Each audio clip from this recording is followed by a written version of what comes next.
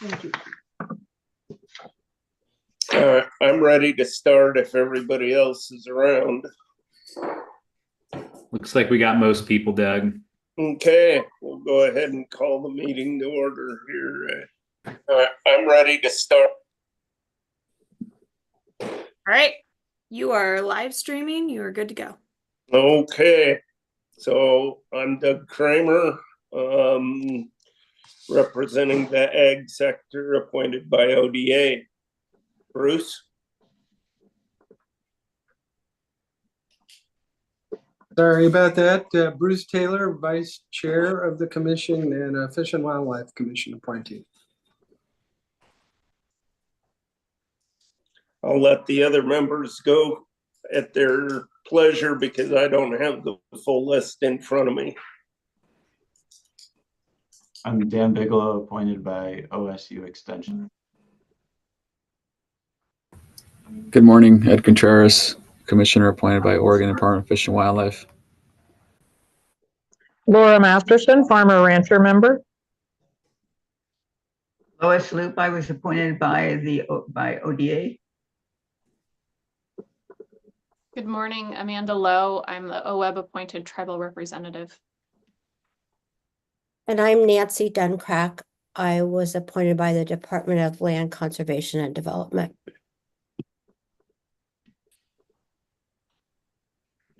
Okay, is that everybody?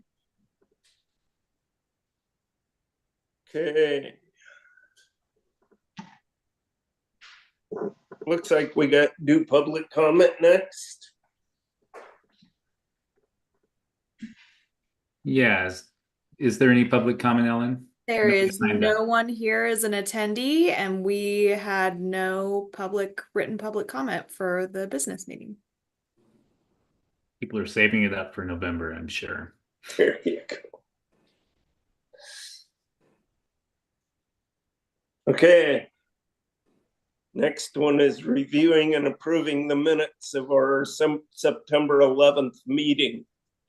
Has everybody had a chance to review those minutes? And if so, do you have any questions or comments on those minutes from September 11th? You know, I wasn't at the meeting, but I noticed somehow that Doug, you had been demoted to the Vice Chair of the Commission in the minutes, and I just wanted the record to reflect that you are still in charge. Thank you. Wow, I missed that part, Bruce. I'm glad you caught it. Now you're the chairman. Go.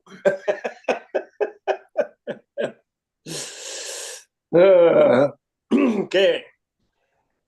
We'll make that adjustment in the minutes. Is there a motion for approval? So moved. Been moved. I need a second. I'll second.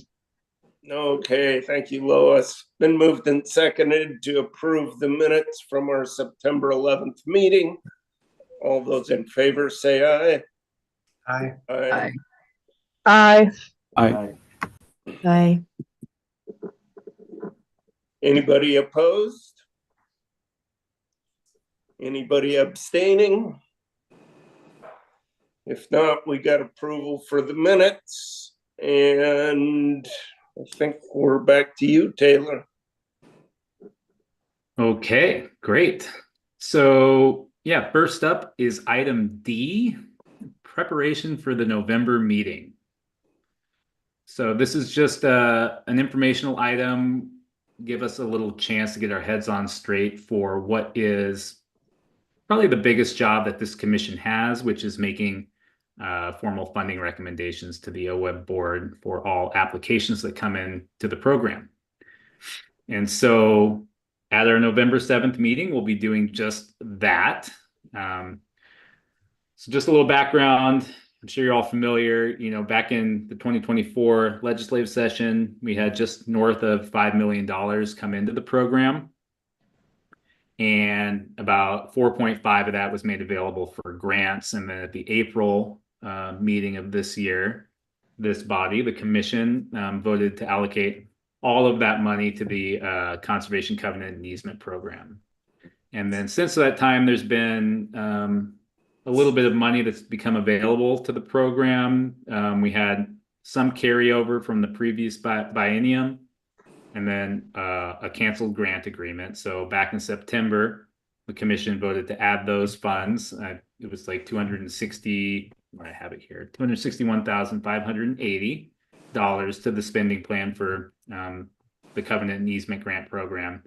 So that just means total, we have $4,803,260 available to grant out in the Conservation Covenant and Easement Grant Program. And so this year, we opened that solicitation in May and it closed at the end of June. And we received 10 applications requesting almost $8.9 million. So we have 4.8. Folks have requested 8.9. So there will be some decisions that this commission gets to make in November as to how we invest that money. And so hopefully commissioners have been able to access the applications thus far. We did share the applications with the commission soon after they were submitted. And if any commissioner is having trouble accessing those applications, we would be happy to revisit with you how to get access to those. Applications were also made available to our due diligence contractor, as well as the technical review team charged with evaluating and ranking the projects. So basically how that works is, staff, we work with the due diligence contractor who provides written feedback on sort of the technical aspects of the transaction. And then we bring that feedback to the technical review team meeting where we have folks with expertise in, soil science, rangelands, ag land, or like land use and ag business extension, so on and so forth. And we have the feedback from the due diligence contractor sort of helps inform that discussion. They discuss each project as they relate to the evaluation criteria, and then ultimately rank the applications from top rank number 1 to bottom rank number 10. And us as staff have been working to sort of summarize those evaluation conversations, and we'll be presenting those to the commission in November, along with the ranking that the technical review team provided. And so at the November meeting, basically what we'll do is, as staff, we'll present each project, kind of hit the high levels of the evaluations and those summaries of the technical review team conversations. And then once we've done that, we'll take public comment and then facilitate a discussion amongst the commission as to which projects the commission wants to prioritize funding. And then at some point, we'll take a formal vote that is a funding recommendation to the OWEB board. So yeah, I guess we wanted to hold this space a little bit to kind of answer questions about the role of the commission, about the process, and just make sure people feel prepared.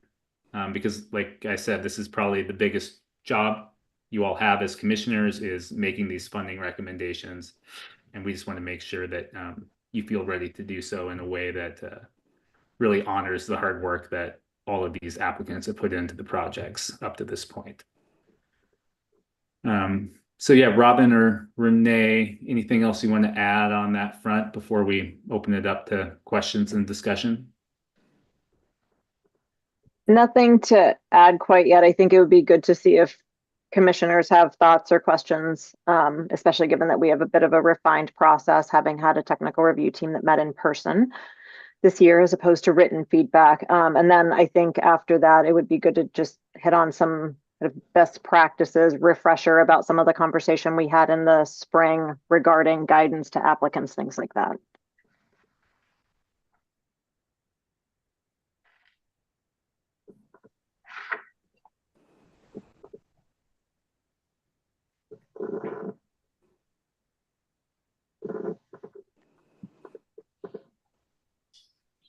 Bruce, go for it.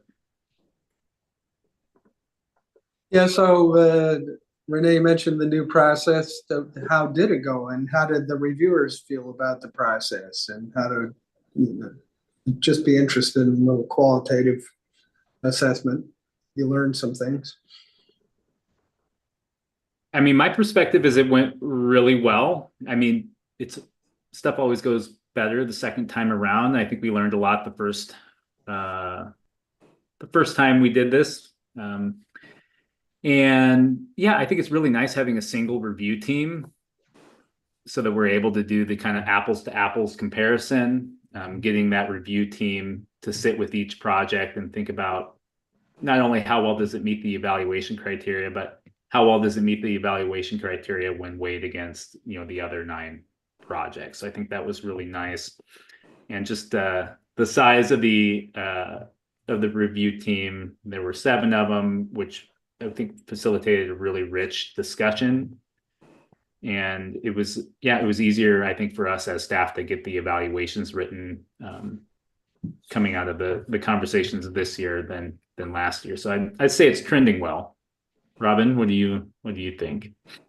Yeah, I thought it might be helpful to remind people of the shift in process and what we did last time compared to this time, just because I think it's hard to talk about lessons learned without talking about what we actually did for those that, because previously the review team was kind of like a core of 3 or 4 that reviewed every application, and then each of the applications had their own kind of region and resource specific reviewers. And that led to what Taylor just talked about of not having like the ability for the full review team to kind of review each project and compare projects collectively. So I think that is the biggest shift into how we did it. And then the written comment that we did the first time, where each reviewer provided a written evaluation. And this time they actually kind of were in the space together discussing and having a really robust conversation. So I think from just process wise and getting conversation and the ability for folks to kind of talk through issues from their level of expertise was really beneficial. And then to kind of how the reviewers viewed it. So we did have some reviewers that participated in the process last time and heard positive feedback from both of them, both in terms of the level and type of information that was presented in the applications. And then also, and when I say that, I mean like the standardized maps and things like that. And then also just that ability to talk to each other and have that kind of back and forth with each other. Those were kind of the 2 comparative things that I heard from reviewers who have gone through both processes. Thanks, that's helpful.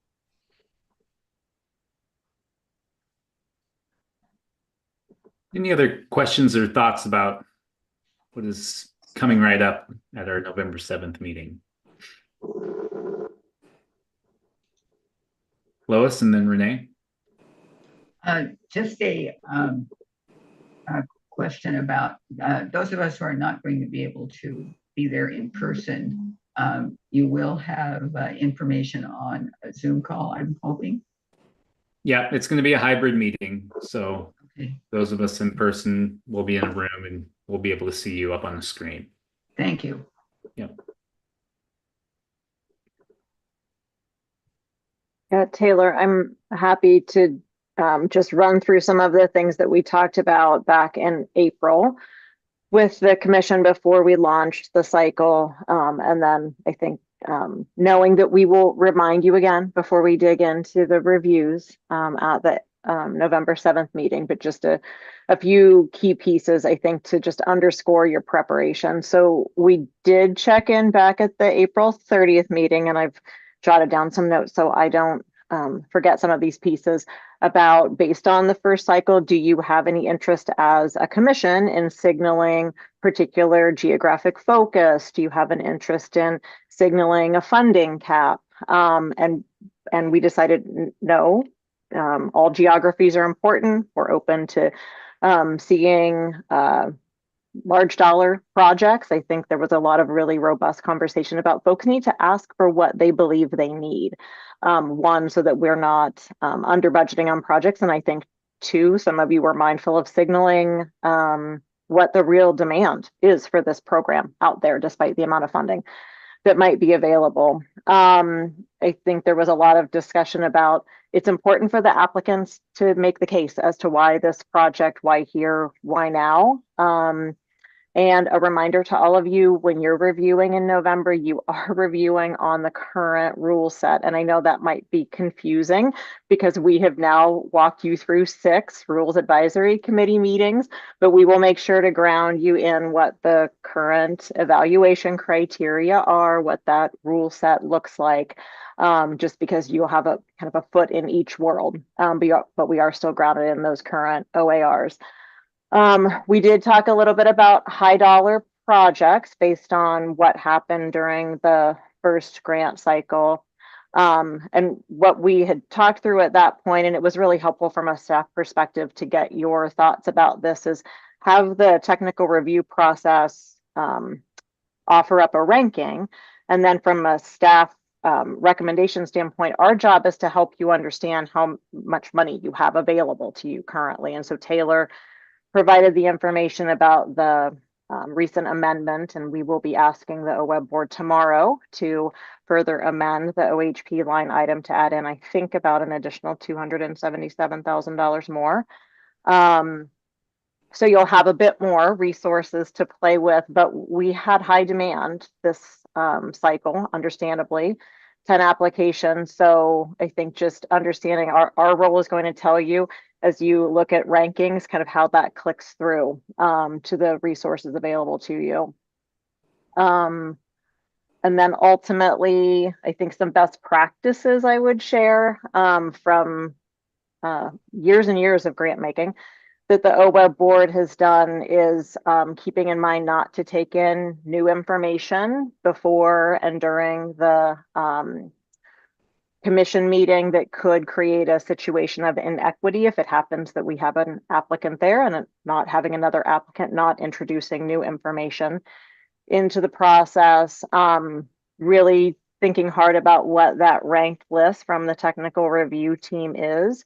I would kind of consider the commission as similar in some ways to one of our board committees that the OWEB board has. The Focused Investment Partnership program goes through the grants committee, and at times in the past it hasn't been typical, but there have been 1 or 2 instances where a board committee will say, we understand the ranking, we're overlaying this additional information that really is grounded in the evaluation criteria, and we might adjust a ranking, say adjust a project up or down, but not kind of going through a list and jumping projects, given that the technical review really was well grounded in those evaluation criteria that are in administrative rule.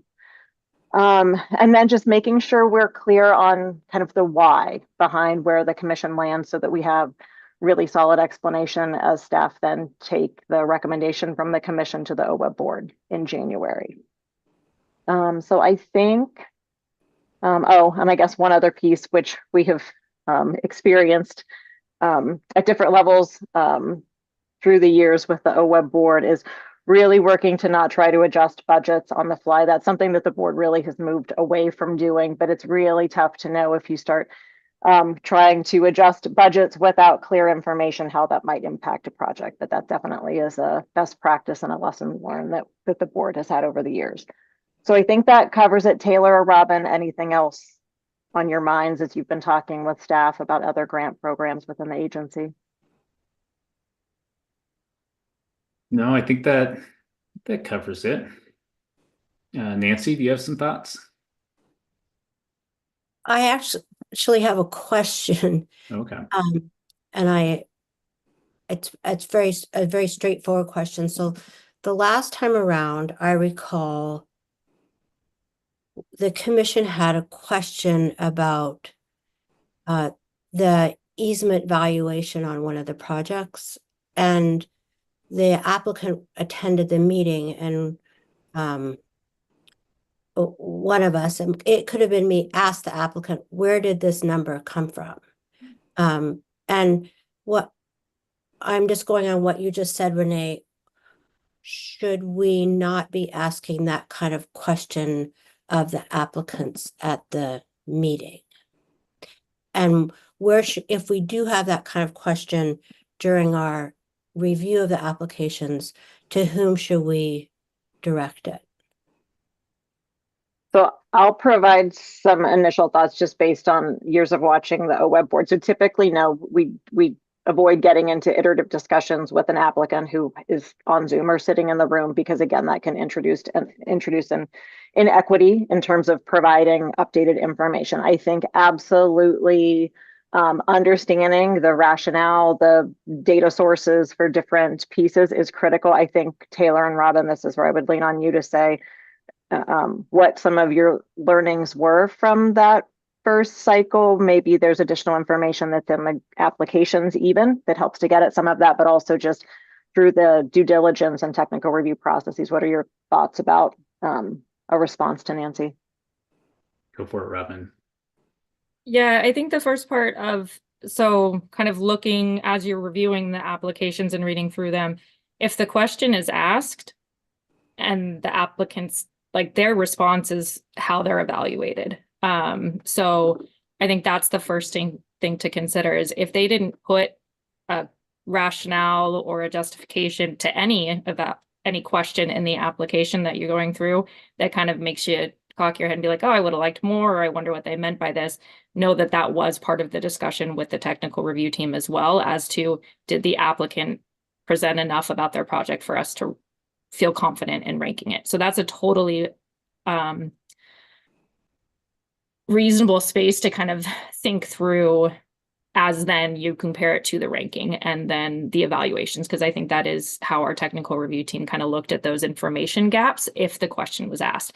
If the question wasn't asked, then I think that's something to kind of reach out to me and Taylor as you're going through and say, hey, this is something that I would have liked to see in the application. Was there a question you thought was going to get at this that didn't? And that'll help us both learn for the future, but also maybe be able to catch some of those spaces where we didn't ask a question for a specific reason.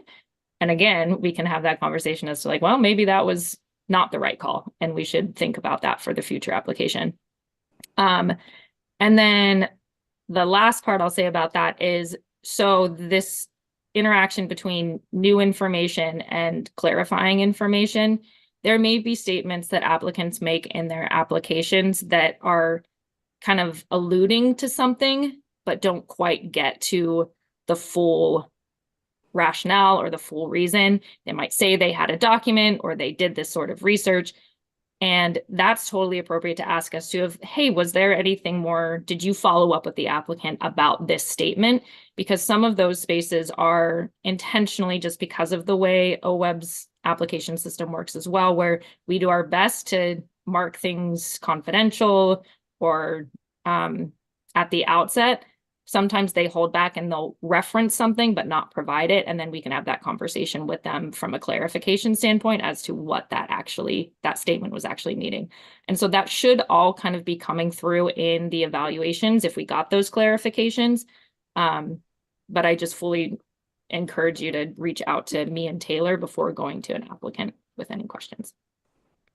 Yeah, because I think, so you'll see the evaluations and the rankings very shortly. They'll be posted, I think by the end of today or tomorrow. And so, yeah, if you can reach out to us ahead of time. So I think we just want to avoid at the commission meeting getting into a back and forth discussion with applicants around what they can and can't do and how much money they need and so on and so forth. We want to be evaluating the projects as they were presented and make sure that they've all gone through this process and not have these last minute kind of don't want to call them half-baked ideas, but like, you know, not fully fleshed out approaches to how we make these investments. So we just want to follow the process and make sure we have all the information easily at hand for everybody. And that's hard to do because stuff continues to evolve once people put their applications in. So oftentimes there is new information, but we do need to draw a line at some point.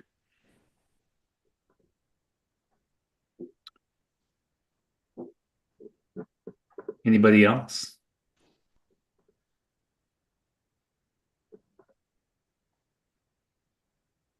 Okay, well, should we move on to the next fun agenda item? Agenda item E. Bruce, I'll take that head nod as a co-chair, moving us to the next agenda item. Please, let's move on to the next agenda item. Great, okay. Okay, so item E, I'm gonna give just a real high level kind of frame up for this, and then this is gonna be a discussion. Basically, we're looking for the commission to weigh in on what is essentially a policy issue that we're trying to figure out the best path forward with here at the program. And Renee and Robin, please jump in as well. I'll just do a quick little frame up. So basically, we received feedback from former applicants, current applicants, project partners, kind of throughout various points in time through the history of the program up to this point. And so based on some of these discussions, we've made changes to things such as switching. We published a conservation easement template initially, and we're encouraging folks to use that as a template, and got some feedback that this was a little too prescriptive, and so made the change to just include some of OWEB's required language in what we called an example document, and then people could use whatever sort of conservation easement template they wanted to use. We also received some feedback on how we talked about water rights, and we clarified our approach to those in the easement document as well. And then we made quite a few changes to the application this year based on feedback from applicants in the previous year. And so an area we're dealing with now is an area that has been coming up in time, and I think we've made some adjustments and haven't quite gotten to a place that feels good for all parties involved, and that is our requirement that all easements that we fund include an OWEB approved management plan, and that management plan is incorporated into the conservation easement, and that updates to that plan then need to be approved by OWEB. And so, we have made some changes in the past. We previously modified the approval process to make it less burdensome and hopefully quicker to get those plans approved by OWEB, and not have folks waiting on OWEB approval before they can begin implementing their management plan. But there's still some hesitation with that approach, and some feeling amongst our the land trust community that the program will be stronger if we remove the need for OWEB to approve management plans, especially subsequent changes to management plans down the line, because they're worried that it'll cause delays in folks being able to do the management that they need to do on a piece of farm or ranch land in a timely manner, and they don't want us to be gumming up the wheels. And so in response to that, we've had several conversations with different organizations dealing with this and just the larger community, and come up with a few potential approaches. And they're kind of segmented into, what do we do about projects that are currently under grant agreement? So that's that first suite of projects we funded.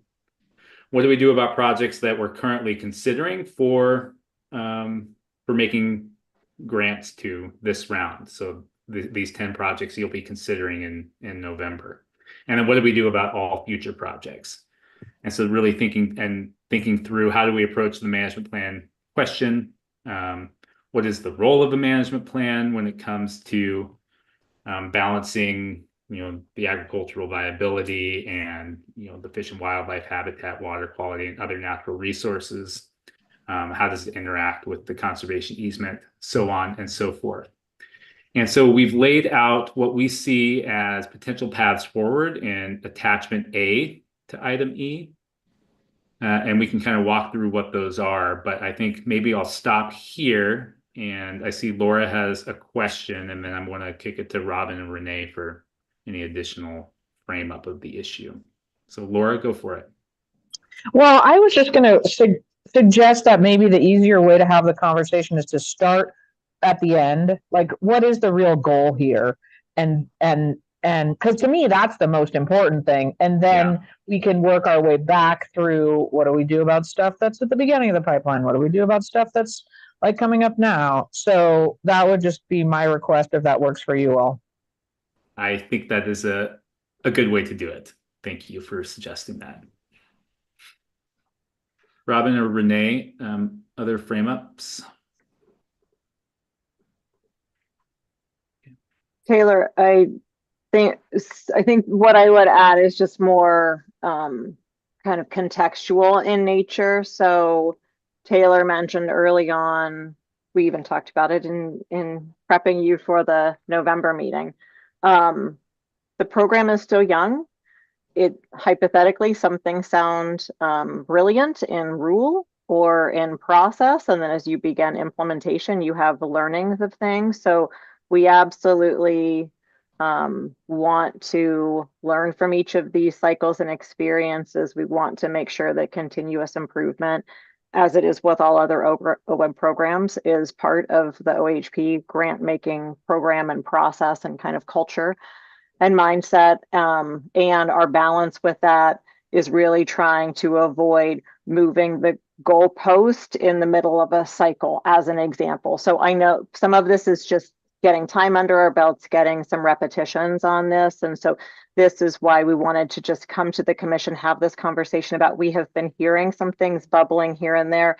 There are some concrete examples that we started to understand. Maybe this is about approvals, and we want to be able to just iterate with you on some of these policy discussions. So hopefully we can then incorporate it in a more consistent and predictable way into our grant making processes. So just wanted to add that piece. Doug and then Amanda.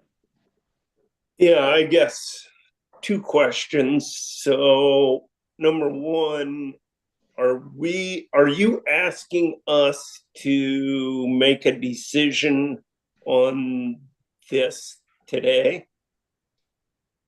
We're asking you to have a discussion with us and provide your thoughts as to the direction we take. Okay. We don't need a formal motion or anything, but we'd like to try and get some buy-in on our approach. Right. Okay.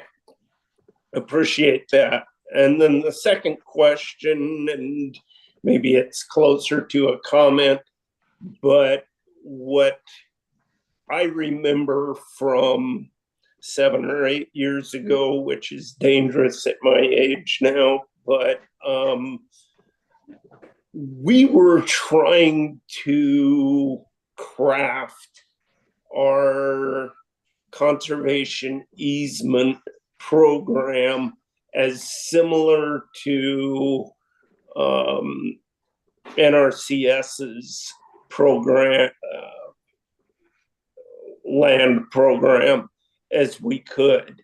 And at least my recollection on the management plan side of it was we were trying to say in our rules that management plan and the management plan for NRCS should be similar.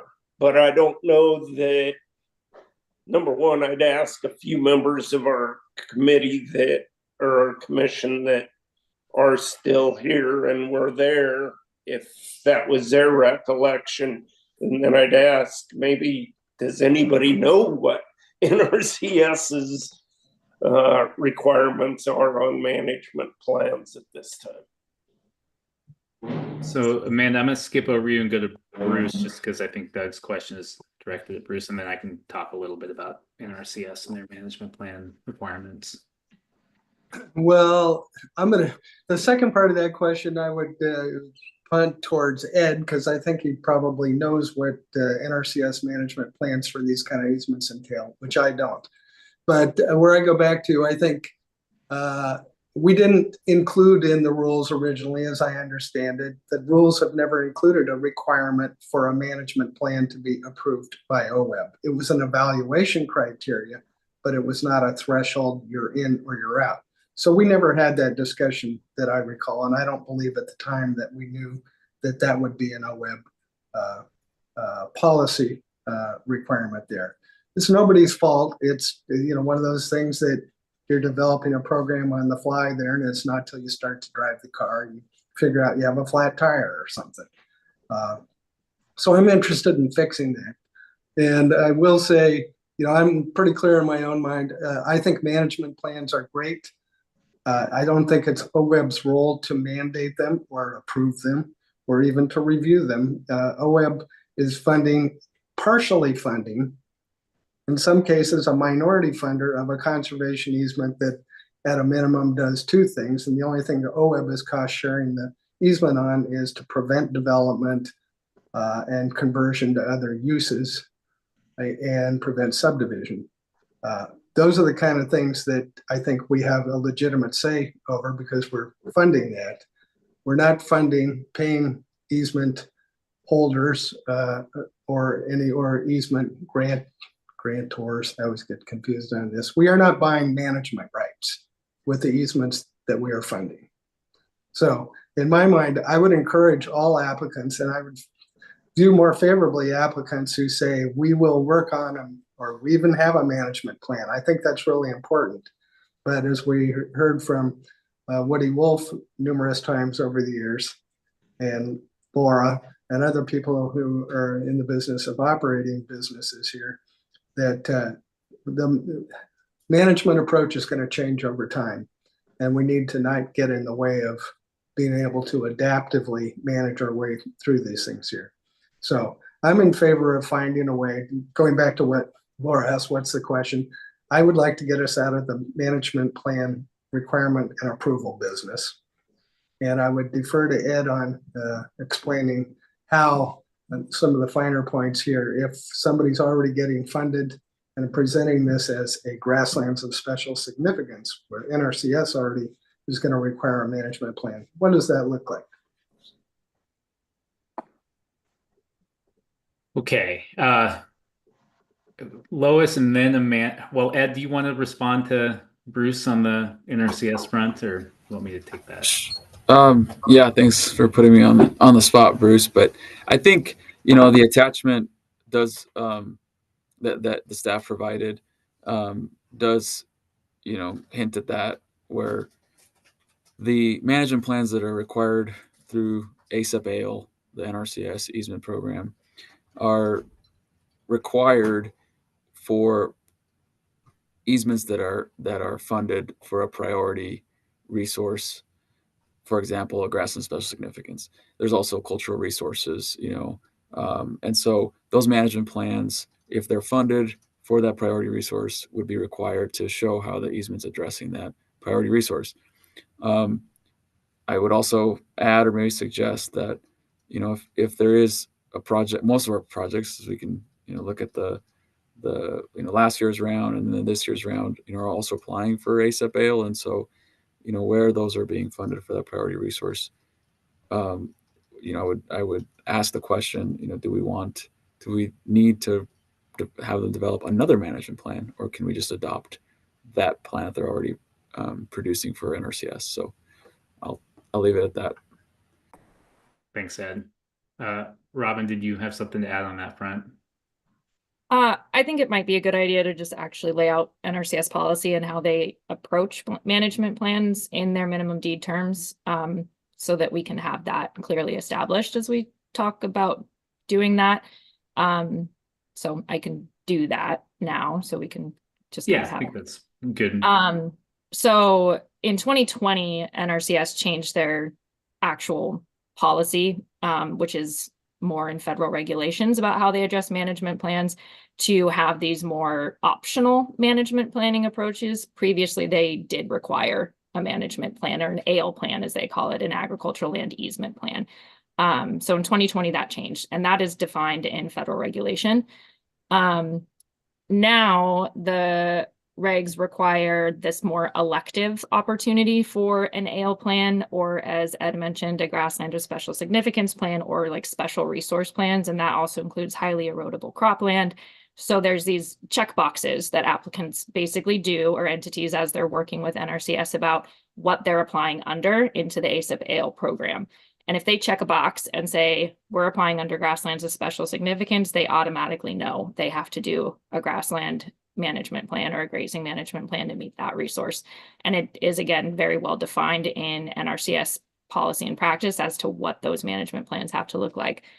Similarly, they still have the opportunity to do an AL plan, a basic AL plan under the basic AL. So if they check that box, then they move forward with NRCS with the expectation that even though they're funded under a basic ALE, they still will be doing an ALE plan to accompany that easement. So that's more kind of on the front end of applicants and entities at the time of applying to NRCS funding, having a very clear understanding about what they're agreeing to do with NRCS if they get the funds.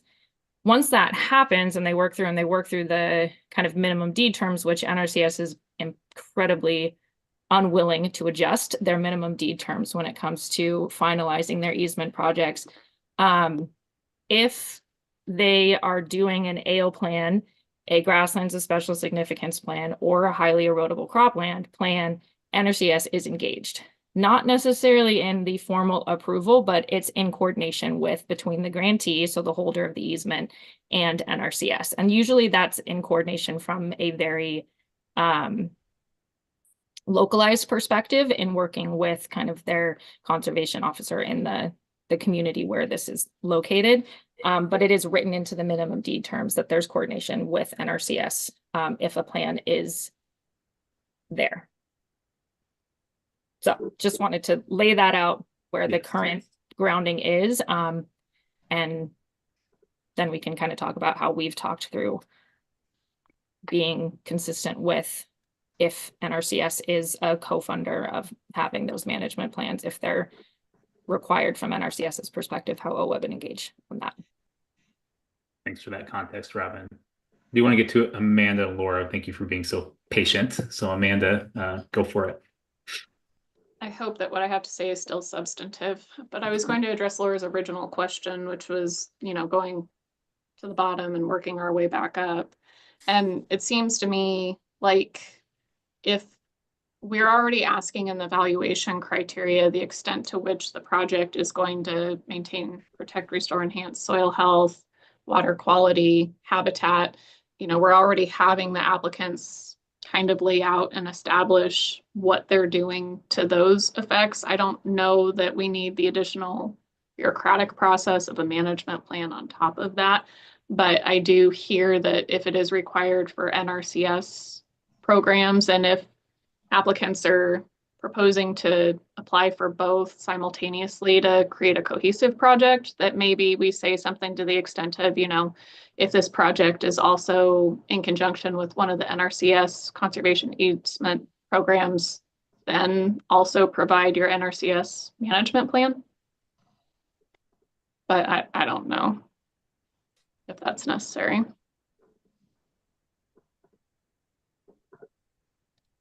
Yeah, and I think it would be, I think often, if they're going to have an or a management plan that's referenced in the easement document that we're a third party, that we have a third party right on, we're going to want to see that, to have that management plan as well. Laura?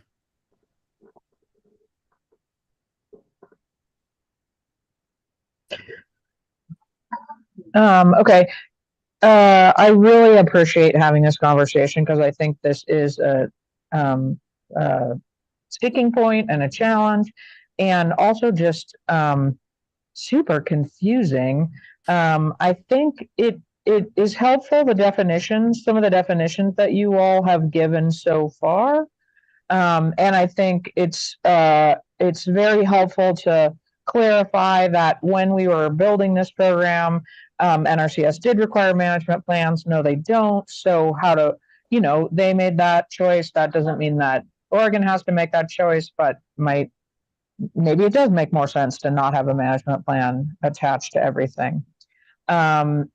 So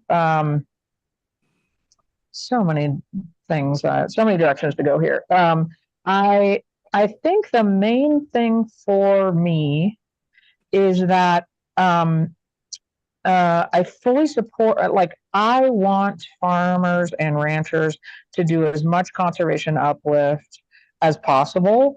They benefit, the state benefits, the planet benefits, like that is so crucial and important. Easements are already, I mean, we're getting huge conservation uplift with easements. There is a style of management plan that is very basic, that just sort of describes the resource concerns. And I think if that's how we're talking about management plans, I am not opposed to including those. But then I think what's confusing for me is often when we talk about management plans, it means certain things are required annually. How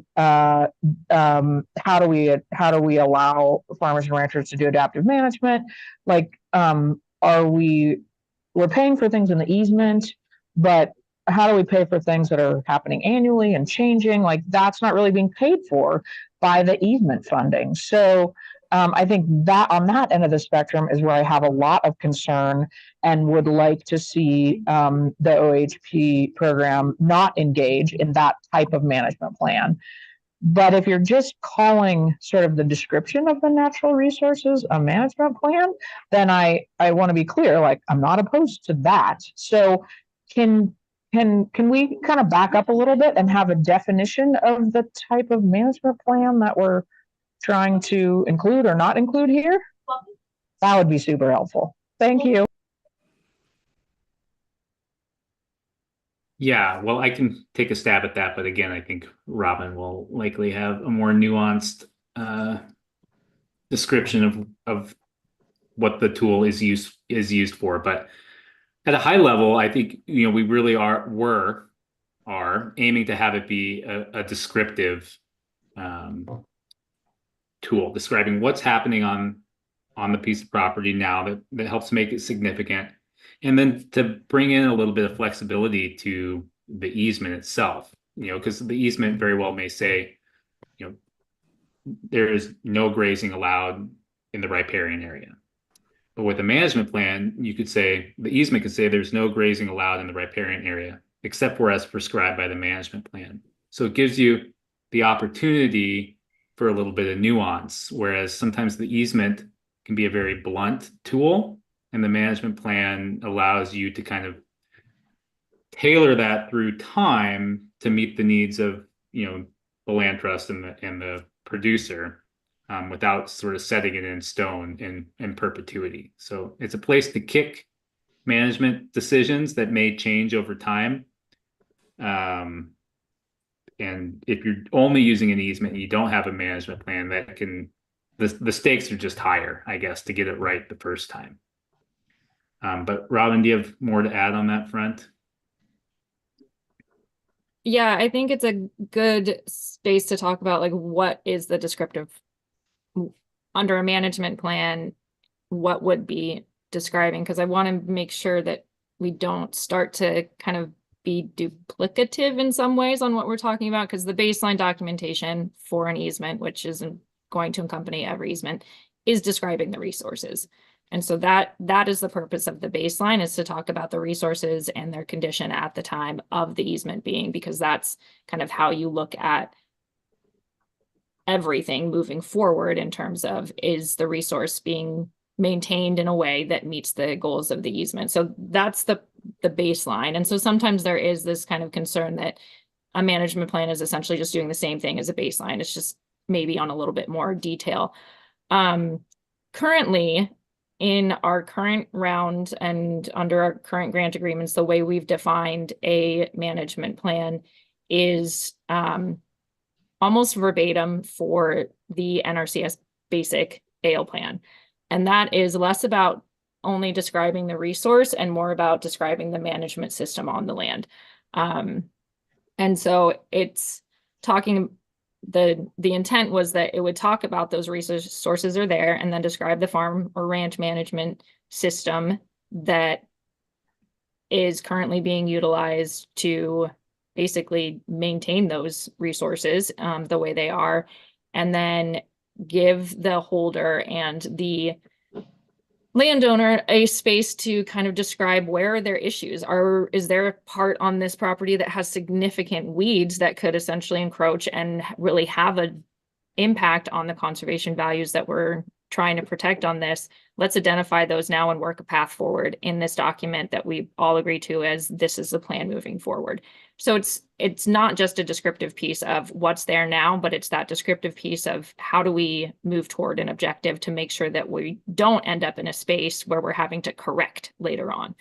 And so it is intended to be somewhat management driven, not necessarily from the perspective of everyday management. This is what you can do every single day, but it is, that is the intent of the management plans in accompanying with an easement, is to kind of get at those resource issues collectively before there's a problem and have the opportunity to do it that way. Descriptive in terms of describing the management.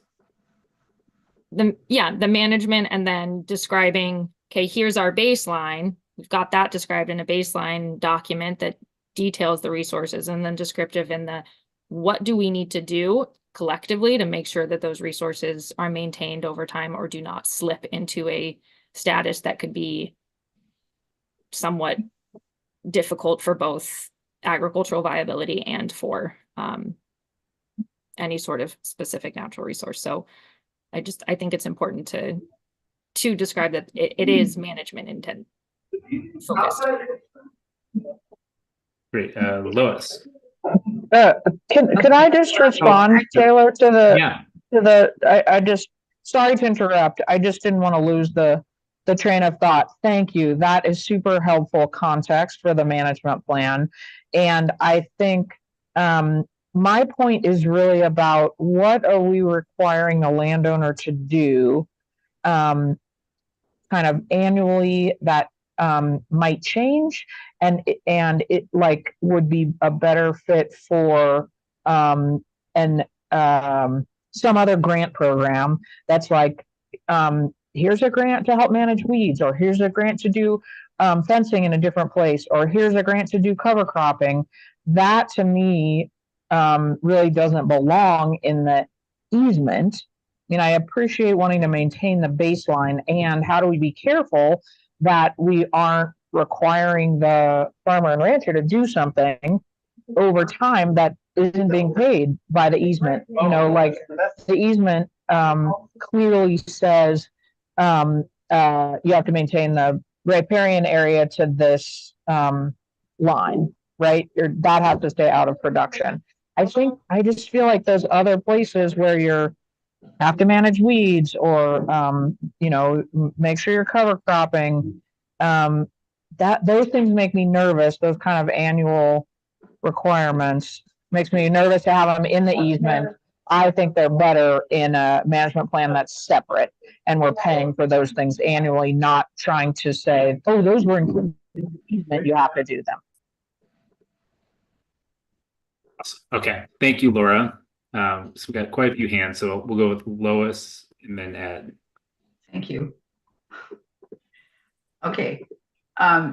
Having worked with management plans for a lot of years, I see a management plan as a wonderful opportunity to move forward on conservation issues that may be naturally happening partially, or we looked at the easement and said, well, that'll take care of that. A management plan is a wonderful way for us to move forward with additional conservation movements, and especially along any area where there's water movement through the easement. And I think that it gives us an opportunity at the time the easement's being drawn up, the easement's being discussed with the landowner, the farmer to take a look at what more we might be able to do with a management plan that would end up accomplishing more than if we just let it sit with what's in the easement. Yeah, that's helpful perspective, Lois. Thank you. Ed, and then I'm gonna skip Renee and go to Bruce. Yeah, no, this is a great discussion, and I guess I just wanted to add a couple, my observations with management plans, both through ASAP AOL and through the Wetland Reserve Easement Program, because WRE probably has more of a management component than easements, and I recognize that the type of easement that we're working on here is very different, but when we add a management plan component, we're, to Robin's point, it's a very useful tool, trying to move the property in a certain direction, but we're also inherently putting that responsibility on somebody, right, to carry out that management plan, to monitor that management plan. Otherwise, it's just, a additional requirement that is maybe redundant, that is, just another check box, item that I think has created some of the concerns that we've heard from the land trust, right? So by adding a management plan, we, if we want it to be useful, we're essentially asking somebody to follow up, monitor, carry it out. And so I really think hard about that aspect. And what I've seen with other easement programs, when you have that management plan requirement, then down the road, it really falls on the capacity of whatever party is supposed to carry that out to see what they can do. And at times they may not be able to do much just based on capacity. And so it just, lingers there and may create conflict. I've seen it, create conflict between the landowner and the parties that are responsible for carrying out that management plan. And so I really, with respect to easements, hang my hat on what we're paying for within the easement deed. That's what needs to be monitored. And that's already a requirement that I think is akin to management, because that's what's going to be expected of the land trust, to go out there every year and make sure that that's being carried out. So I don't know if I'm painting the picture, but it creates an additional burden, creates additional work, and we have to be realistic about who's supposed to do that and how that's going to be potentially enforced. And so my leaning is, let's keep this simple and focus on that minimum deed terms that are being proposed, because we are all, as part of this effort, committing ourselves to making sure that those are carried out. And that's where the rubber meets the road, and I think that's where we should be focusing our energy. Appreciate that, Ed. Bruce. Yeah, I'll try and be quick here. I endorse what Ed was saying there. I think the management plans are great and useful. I just think it's really, as Ed was alluding to, the burden needs to be on the easement holder there. And we really want our easement holders to be really invested in making sure that these easements are doing their job. And I don't know why they wouldn't. That's their mission. But we need to be, very attentive to the fact that we got to be careful who we're funding to do easements, who are credible and are going to do that good job. But it's clear to me that OWEB, it's the role of being the police, the cop on this, is not very well suited to OWEB. We don't have a local staff like NRCS does to deal with this. And I think it just creates unrealistic expectations. So as Ed was alluding, if we focus our role on the terms of the easement itself and what we're trying to do, and really encourage the easement holder and the landowner to work through those management issues, that would be my preference. Awesome. Thanks, Bruce. Renee and then Laura. Let's have Laura go first. Okay, Laura, go for it.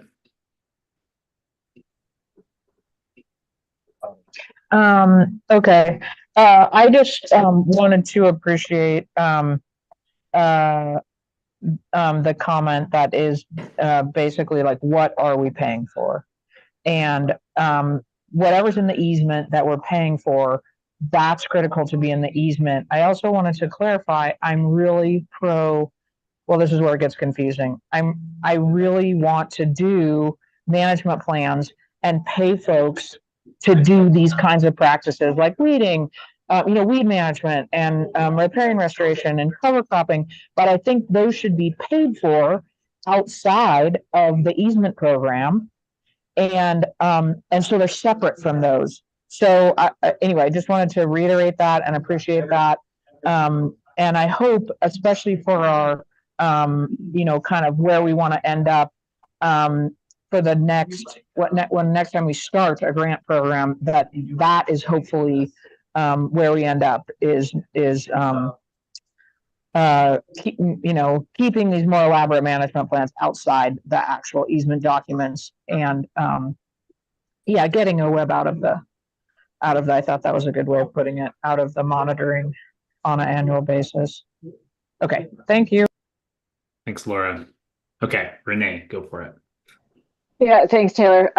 So I think I sense the direction that we're hearing in terms of a suggestion or recommendation, which is probably more of the hard pullback certainly from staff recommendation, but even just getting out of the approval game.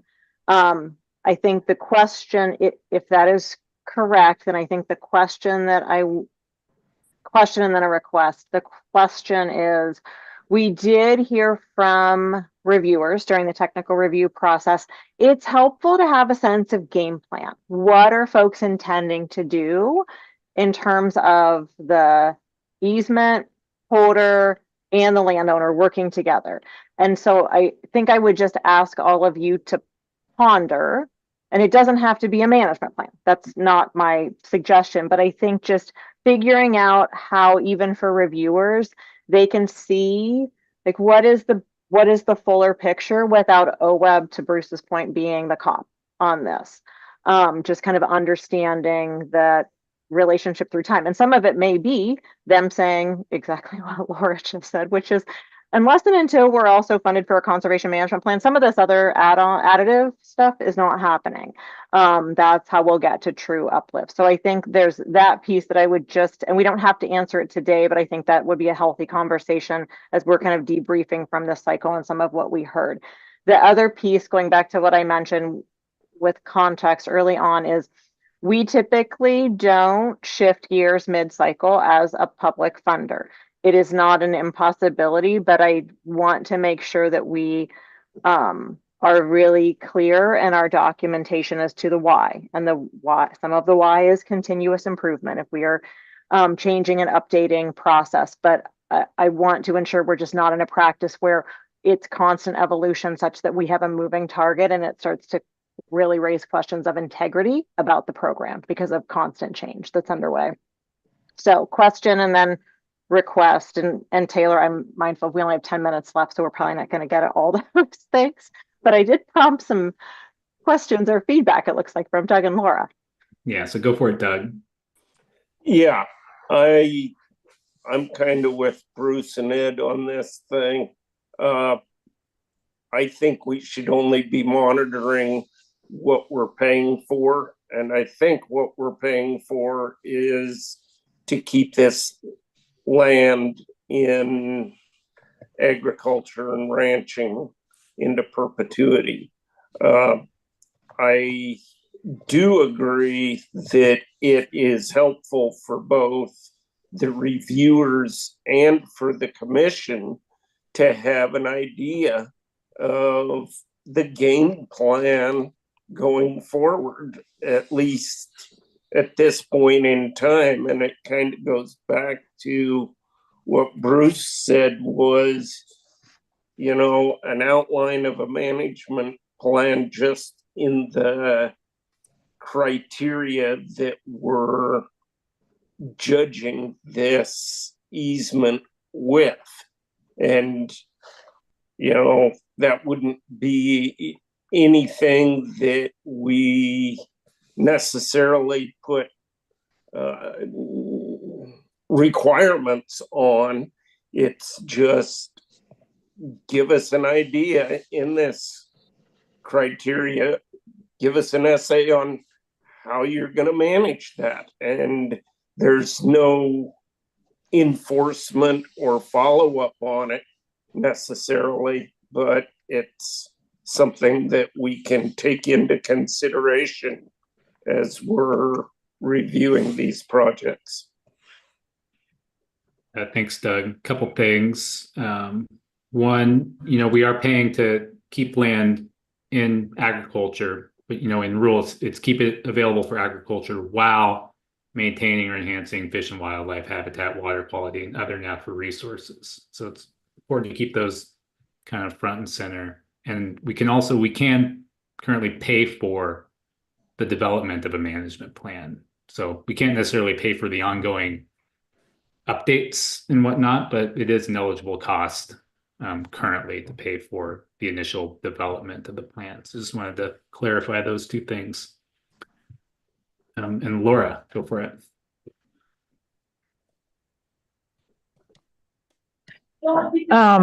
So just to what you raised right now, Taylor, is OWEB funding for management plans? Do those have to be integral to an easement, or can we fund a management program for a landowner and have that management plan be outside of an easement, exist outside of an easement? Looks like Robin has the answer. Well, two things, but I think that starts to talk about like the interaction between this conservation management plan program that we have and conservation easements. I think for those like really intensive uplift, practice specific types of management plans, the conservation management plan grant program, I think, was originally envisioned to kind of potentially be in tandem with an easement, but also give folks the opportunity to have a plan that functions with an easement, but is entirely outside the easement.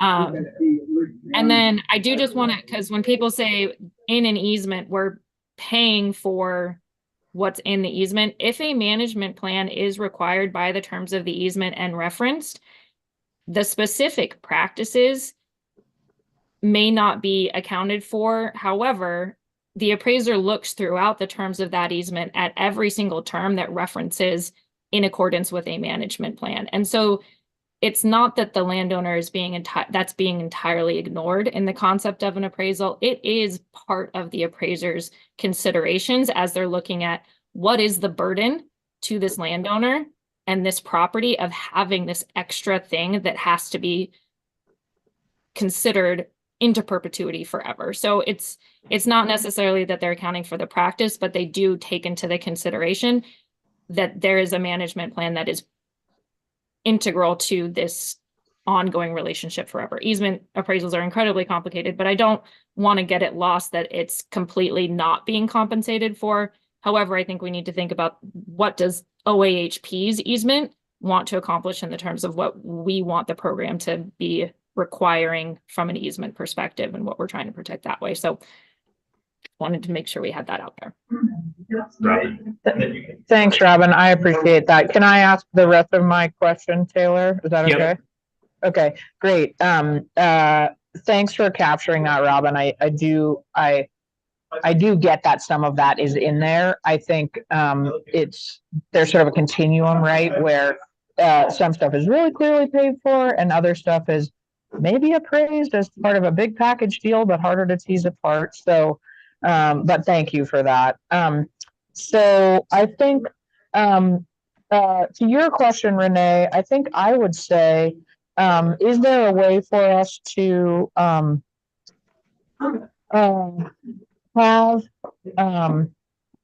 have something that's more of a narrative in the that's part of the easement that describes the conservation that maybe has happened to date and future conversation that people want to have happen, so that we and the technical advisors can see that the folks who are applying are fluent in this language of conservation and maybe, have done certain things and are aiming to do other things without having them locked into all of that. I think that's where I would want to head with like have said a couple times, these practices that are more annual practices, and fall on the continuum of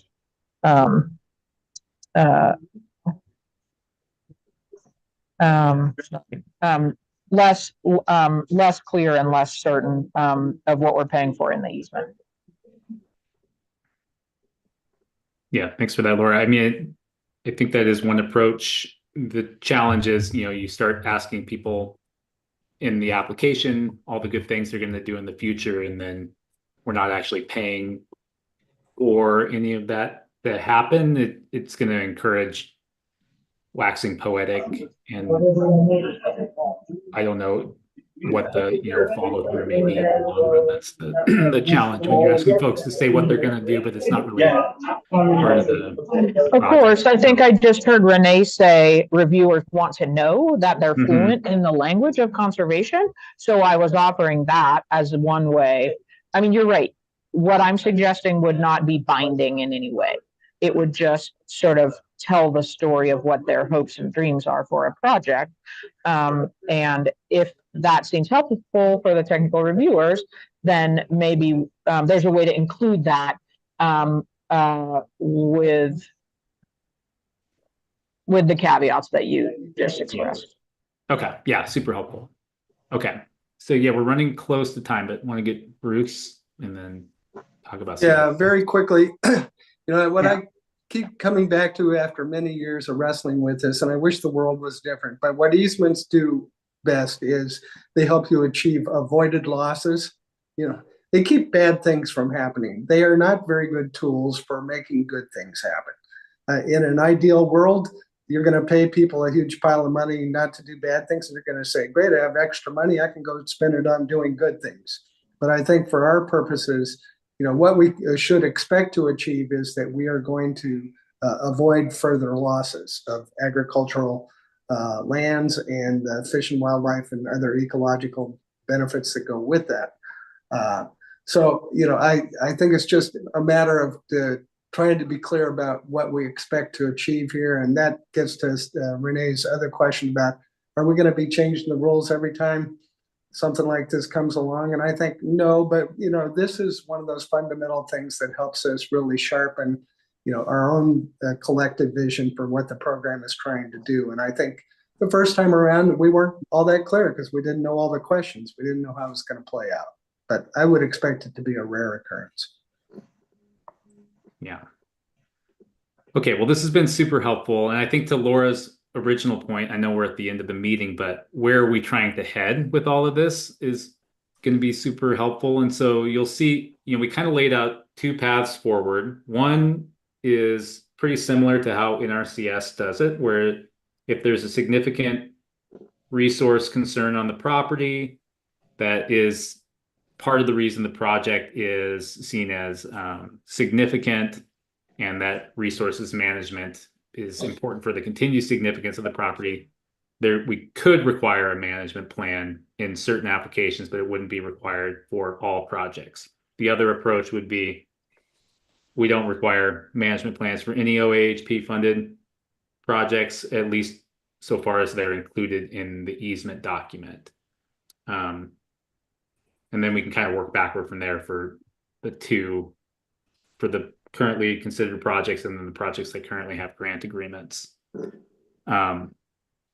So do we have thoughts on either of those two general directions? Do we want to drop them all together, or do we want to require them sort of in a manner similar to how NRCS is doing it, where, if they're important to the significance of the project and how the project is presented in the application, then they may be a required component of the easement going forward.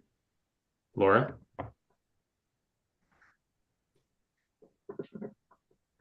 Oh, your hand went down and you're still on mute. So.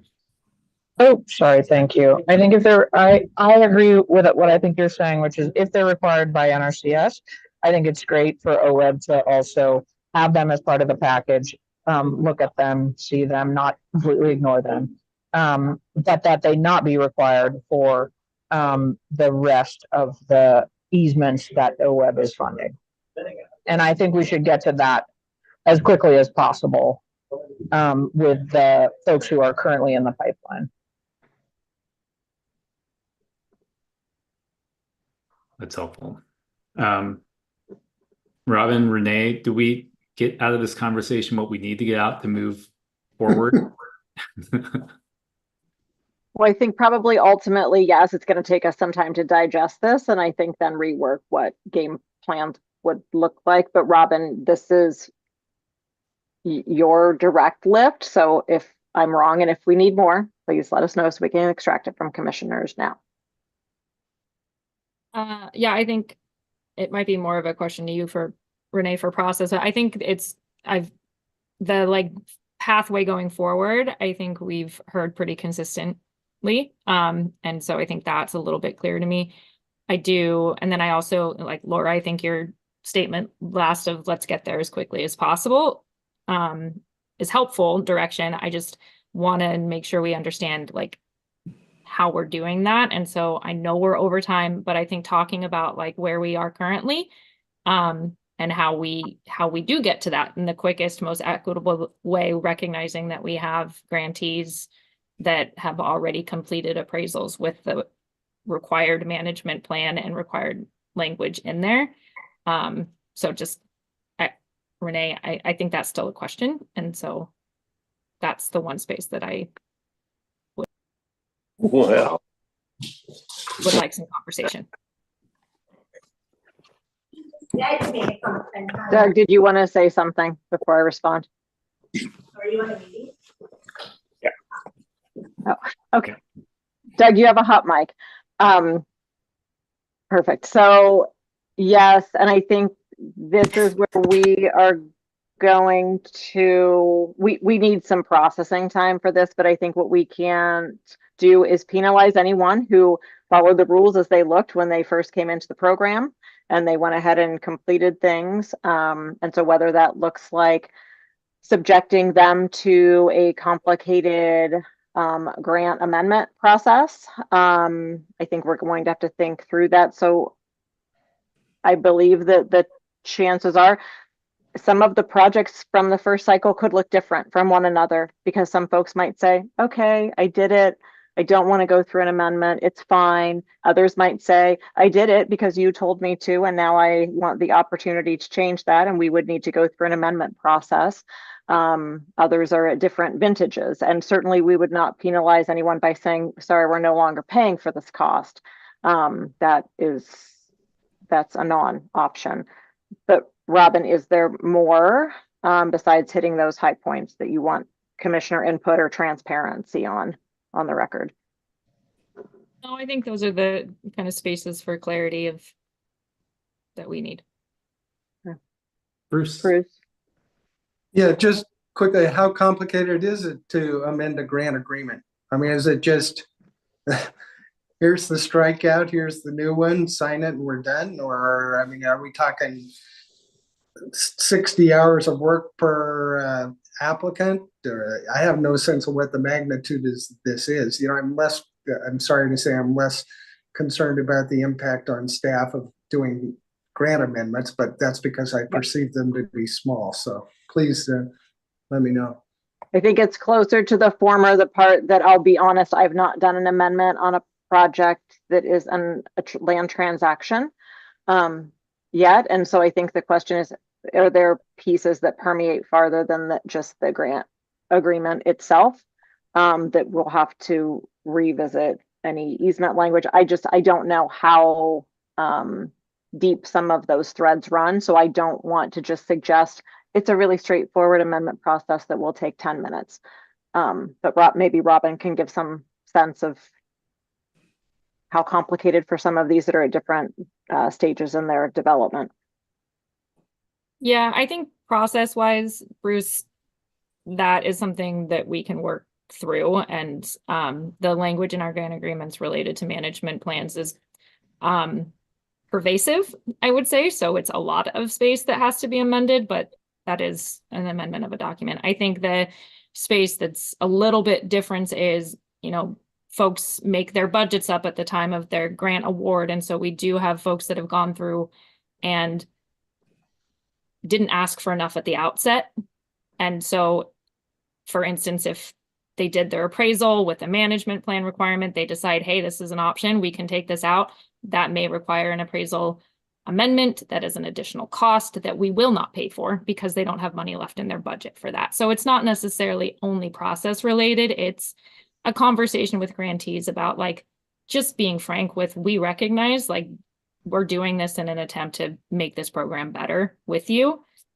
We know that it puts you also in a bind of choosing between money to make yourself whole now and potential easier administration down the road. So I think those are the two different places we're talking about. I think you sound very reasonable. Thank you.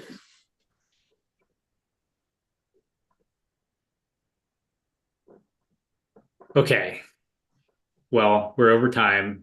I think we've got a lot of helpful feedback. And like I said, we weren't looking for any kind of motion from the commission onto our path forward. But if commissioners do have additional thoughts following up this meeting, sort of rooted in, what we laid out in the attachment A to item E, please follow up with those. You can send them an email and we'll kind of take that also into consideration as we're charting our path forward here. As far as we are concerned about management plans. So with that, I would just again highlight that we're going to be meeting in person in Redmond on November 7th. For those of you who can't make it, there will be a hybrid option, but would encourage all who are thinking about it, or if you're on the fence, please do come. It's going to be fun. And there'll be materials posted for that meeting very soon, so keep an eye out for that. And if you have questions after you are reading through the evaluation summaries or the technical review team rankings, again, you can reach out to staff and we're happy to answer clarifying questions and make sure you're able to access the applications and all of that so we can have a rich discussion on the 7th. But with that, I think I'll turn it over to our co-chairs to close. Taylor. Yep. Sorry, one quick plug. We are recruiting for three gosh, commissioners. We have two folks on the call today who are going to be transitioning off, Bruce's position and Lois's, and then also Woody's. So we'll be sending out a reminder if you happen to know folks who might be interested in serving on OHC, please have them get in touch with Taylor. The deadline is the 5th of November for applications. Yes, thank you for remembering that, Renee. It was in bold in my notes and I skipped right over it. So spread the good word. Okay, Bruce or Doug, take us away. Doug. Yeah, we did have one other agenda item and that was other business. So a quick ask if there's other business that anybody wants to bring up. And sounds like none, so I will ask for a motion for adjournment. So moved. Moved. Is there a second? I will second. Okay, Bruce and Lois. We'll vote to adjourn the meeting. All those in favor say aye. Aye. Aye. All those opposed, same sign. Meeting's adjourned, and I hope we see as many of you as possible in Redmond. Thank you very much.